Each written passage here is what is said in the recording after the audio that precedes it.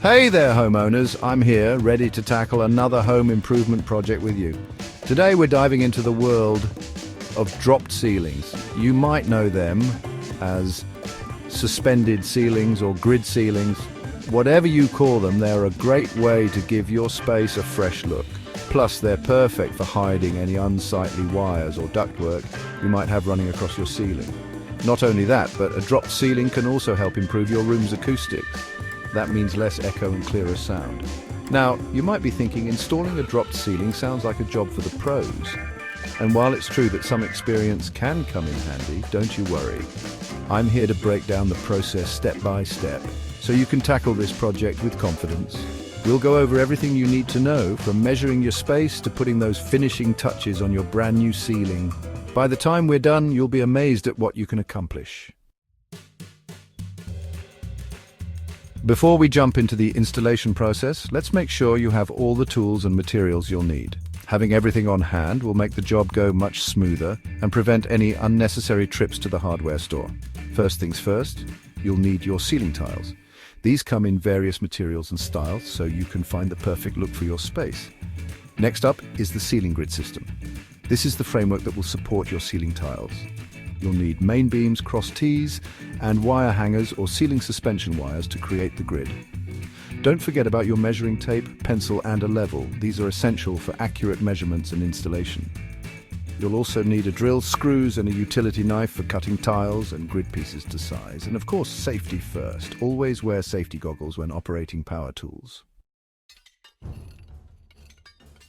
All right, let's get down to business and start installing that dropped ceiling. The first step is to measure your room and plan out your grid layout. This is crucial for ensuring that your ceiling tiles fit properly and that your grid is centered in the room.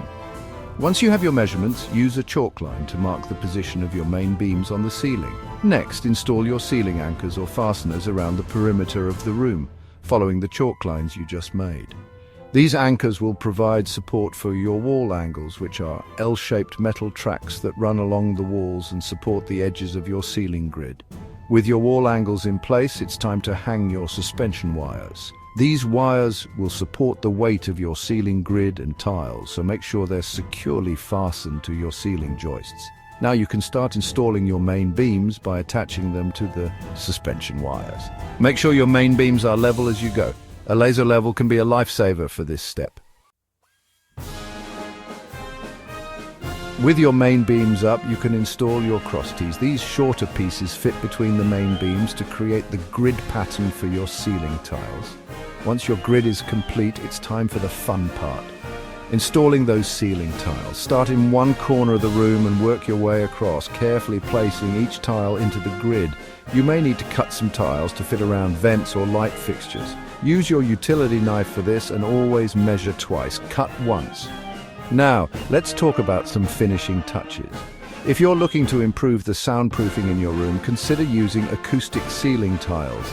These tiles are designed to absorb sound and reduce echo. And don't forget about lighting. Plan out your lighting scheme before you install your ceiling tiles, as you may need to cut holes for light fixtures. Well, there you have it. You've successfully installed a dropped ceiling like a pro. Remember, take your time, double-check your work, and don't be afraid to ask for help if you need it. Please remember to like and subscribe, and feel free to leave any content suggestions in the comments section.